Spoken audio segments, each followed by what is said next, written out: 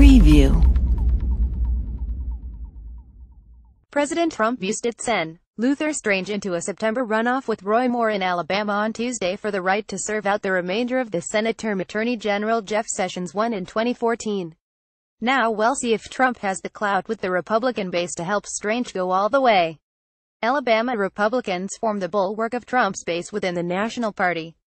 Yet Strange, appointed in January to succeed Sessions on a temporary basis, came in second to Moore, the former Chief Justice of the Alabama Supreme Court.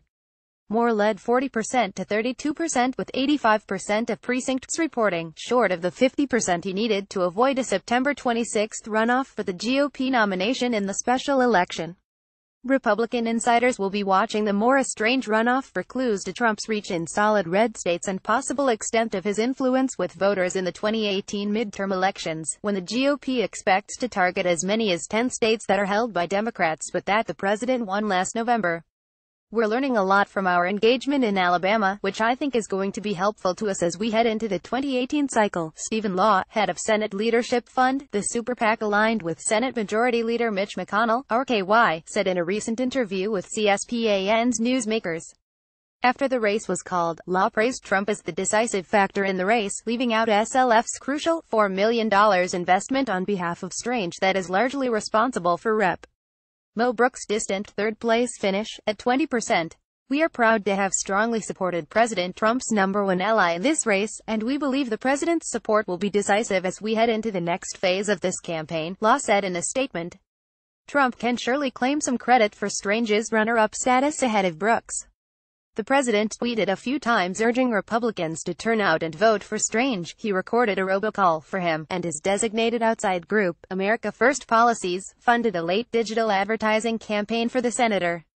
The endorsement and the political activity that accompanied it might have inoculated Strange from attacks leveled by the congressman, Moore and others that he is Senate Majority Leader Mitch McConnell's establishment toady. Now, the question is whether it works well enough to push Strange past Moore in the runoff. The Republican establishment, sparring with Trump on multiple fronts, especially his handling of the demonstrations by white supremacists in Charlottesville, VA, and ensuing counter-protests that left one person dead and several injured, or putting aside their differences with Trump in Alabama and betting all their chips on the president.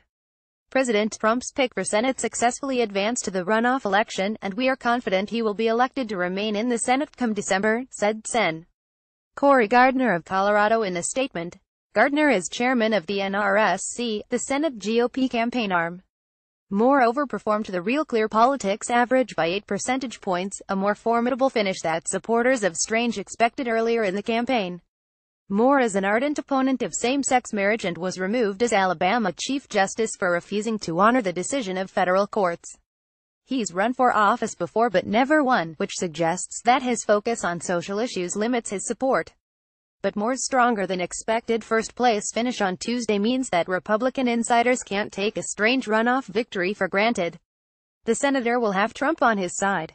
And America First Policies, which hinted in a congratulatory statement that it plans to be active in the race.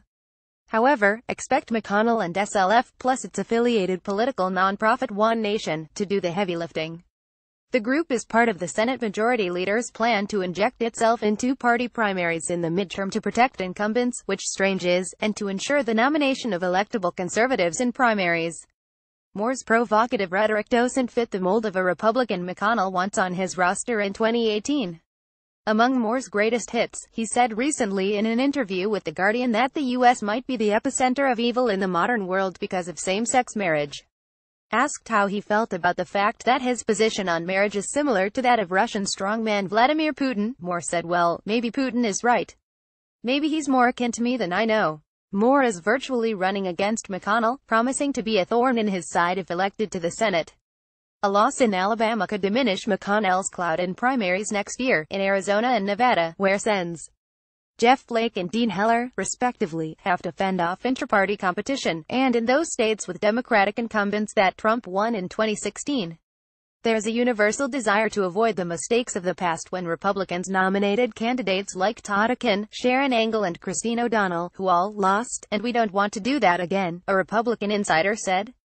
This Republican operative was referring to three nominees who blew winnable general elections, Akin in Missouri in 2012, and Engel in Nevada and O'Donnell in Delaware in 2010. After those experiences, McConnell dropped his hands-off approach to GOP Senate primaries. In 2014, McConnell, at that time through the NRSC, the Senate campaign arm, began meddling in primaries on behalf of incumbents and against flawed candidates who had the support of the grassroots but might put a seat in jeopardy in the general election.